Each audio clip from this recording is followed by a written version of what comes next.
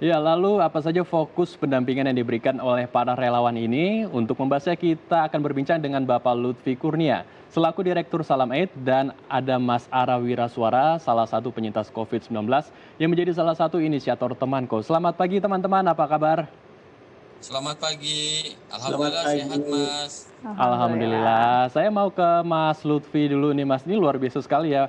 Karena banyak Mm-mm. para warga yang terdampak COVID-19 ini banyak diberikan stigma ya, Dika. Banyak yang Betul. dijauhi, bahkan keluarganya pun sampai ikut juga dijauhi. Ya, Nah, Ya, apa yang membuat dari Mas Lutfi ini membuat komunitas atau gerakan teman curhat ini sehingga orang yang terdampak COVID-19 ini tidak merasa sendiri, mempunyai semangat baru. Apa Mas yang mendasarinya? ya. Terima kasih Mas Andrew dan Mbak Dika. Jadi berdasarkan pengalaman kami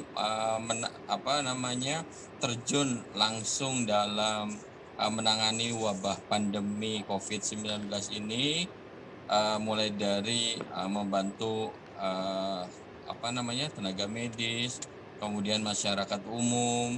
Nah, sehingga berdasarkan pengalaman yang kami lakukan, kami melihat ternyata uh, ada stigma negatif begitu, ada stigma negatif dari sebagian masyarakat selain ketakutan berlebihan terhadap COVID, sehingga dampaknya adalah terhadap pasien yang terkonfirmasi positif begitu.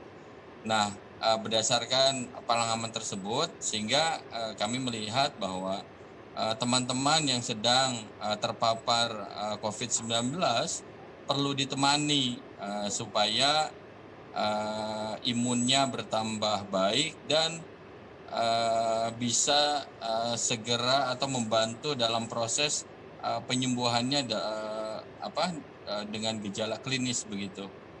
baik. Dasarnya adalah itu sebenarnya.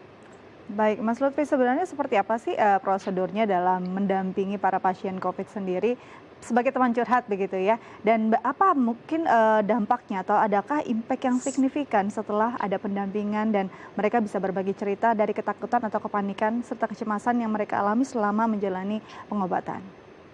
Ya, SOP-nya sebetulnya secara umum kami lakukan apa yang dihimbau oleh pemerintah. Kami menggunakan masker, kami mencuci tangan, begitu ya. Juga kami menjaga jarak. Nah, dalam proses tersebut, maka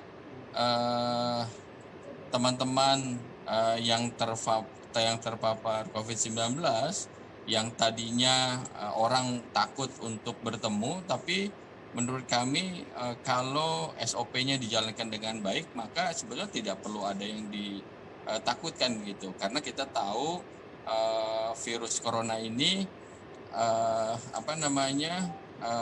menularnya melalui droplet gitu, sehingga kalau melakukan 3M tadi sebetulnya aman.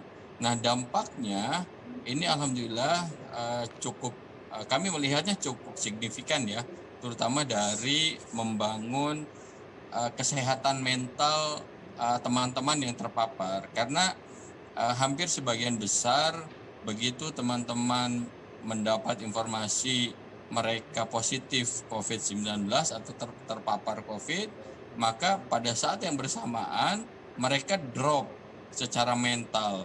Nah, yang kita bantu sebetulnya itu. Jadi bagaimana kemudian mental mereka dikuatkan dengan cara ya tadi lewat media curhat, ngobrol, diskusi, sehingga ketika imunnya bertambah itu bisa menjadi daya dorong positif untuk melawan COVID, sehingga bisa mempercepat proses penyembuhan begitu. Baik, itu dia Dika. Ternyata membangun mental dan Betul. psikologi itu juga perlahan bisa memulihkan keadaan mereka. Baik, saya mau ke Mas Ara nih. Mas Ara sebagai salah satu penyintas COVID-19.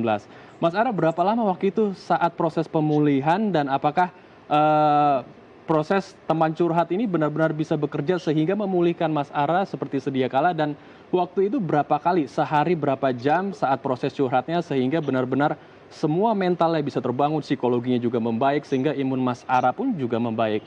Gimana Mas prosesnya saat itu?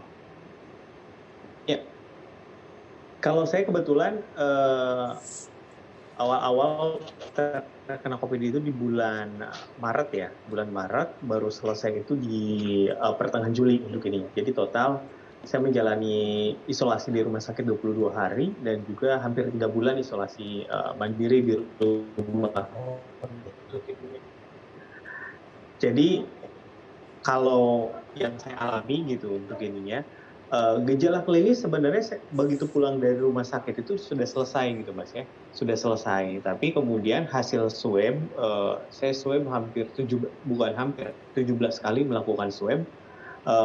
Jadi selepas menjalani isolasi mandiri di rumah, itu terus positif terus. Nah, ini yang agak membingungkan, secara klinis sehat gitu ya. Tapi secara menunjukkan seseorang terbebas dari COVID, saya masih menunjukkan positif tes swab-nya. Dan ini tentu perjuangan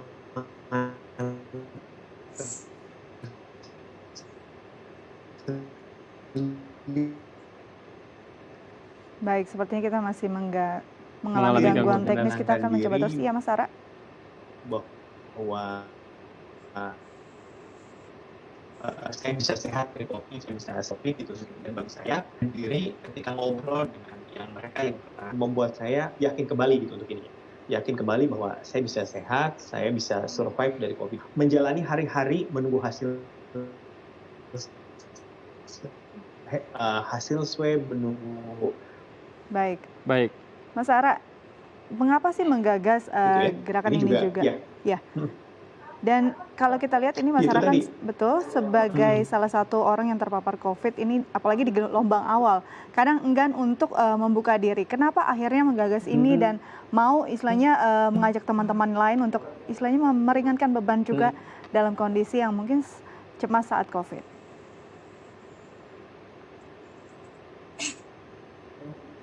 Baik, sepertinya kita mengalami gangguan teknis dengan Mas Ara. Kita ke Mas Lutfi. Mas Lutfi, masih tersambung dengan kami, Mas? Ya, masih Mas. Baik, kalau kita berbincang atau ngobrol gitu ya dengan para penyintas COVID-19, tentu ini tidak bisa sembarangan ya, harus ada prosedur sendiri untuk mulai dari gaya bicaranya, kemudian tema-tema yang akan dibahas. Halo, Mas Lutfi bisa dengar suara kami, Mas? Ya, halo. Lanjut, ya, baik. Mas, lanjut. Iya, Oke. Jadi ada mungkin prosedur tersendiri. Apakah ini ada kerjasama dengan psikolog atau ada kursus atau edukasi sendiri nih Mas bagi para teman-teman dari teman curhat ini agar tidak sembarangan gitu pada saat berbicara atau ngobrol dengan penyintas COVID-19, Mas? Ya, betul Mas. Jadi hingga saat ini sudah 32 relawan para penyintas yang bergabung dengan Temanko. Jadi mereka kita bekerja sama dengan Dinas Kesehatan Kota Bogor, kemudian kita ajak mereka untuk bergabung. Alhamdulillah sampai sekarang sudah 32 orang. Nah, setelah mereka bergabung, kita ada edukasi untuk para penyintas tersebut. Sehingga tadi pada saat mereka mendampingi pasien-pasien yang masih terpapar, itu mereka bisa melakukannya sesuai dengan standar atau prosedur konseling. Alhamdulillah kami juga ada psikolog khusus, bahkan bukan hanya psikolog, kami juga ada rohaniawan. Jadi dari Islam kami ada ustadz, dari teman-teman teman hijrah, kemudian ada dari Nasrani pendeta. Nah, jadi selain pendampingan mentalnya melalui media curhat ngobrol, mereka secara rutin setiap hari dikirimi kalimat-kalimat positif yang bersifat religi begitu. Nah, itu kami dapatkan dari ustadz atau dari pendeta sesuai dengan keyakinannya masing-masing, kami kirim setiap hari ke teman-teman tersebut begitu. Baik, jadi memang banyak sekali teman-teman yang terlibat juga, bahkan rohaniawan ini membuat para pasien COVID juga tenang dan segera pulih gitu ya. Terima kasih teman-teman sudah berbagi bersama kami di Halo Indonesia. Tetap sehat dan selamat kembali beraktivitas. Baik. Terima kasih sama-sama Mbak.